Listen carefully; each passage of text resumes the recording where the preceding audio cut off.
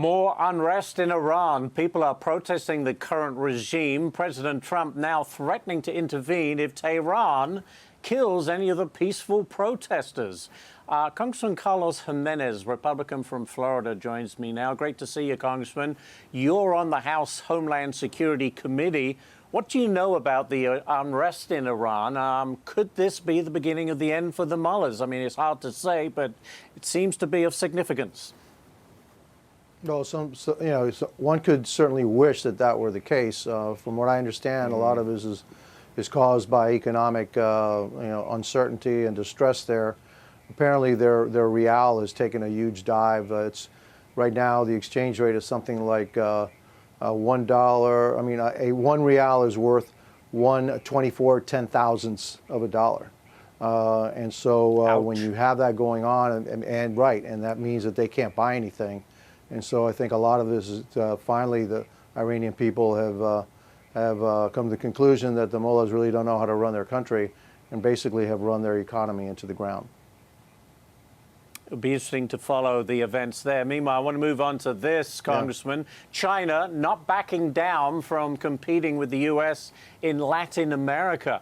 How does the U.S. fight Chinese influence in that region? I think by converting some of our enemies into friends. I think what the president is trying to do, getting rid of a narco-terrorist in Venezuela, Nicolas Maduro, who is an ally of not only China, but Russia and Iran and North Korea.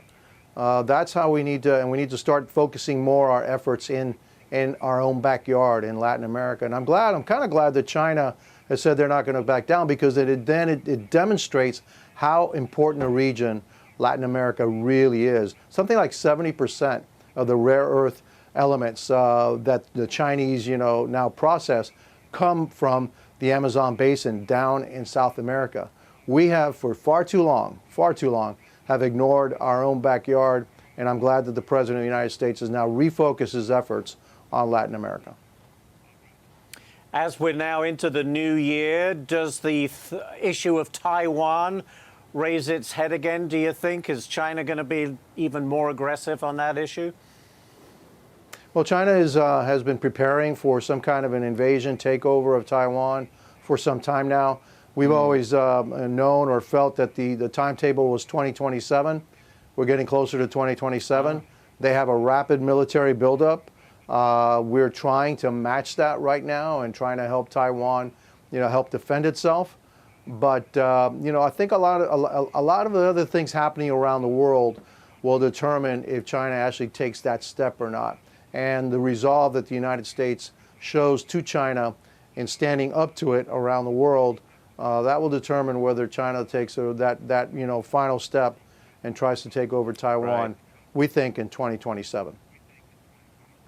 Interesting. All right, one more for you, Congressman. Your fellow Florida Congressman Mike Harry-Dopoulos says that the Minnesota fraud scandal is no different than organized crime. Listen to this. As a son of an FBI agent, this is nothing short of organized crime. This is what the mafia does. They steal, they lie, they cheat. And what's happened here is nothing short of that. And the federal government has to use the full powers that we used to destroy the mafia back in the 1960s. People work hard to pay their taxes, and they see the dollars thrown away in an organized crime method.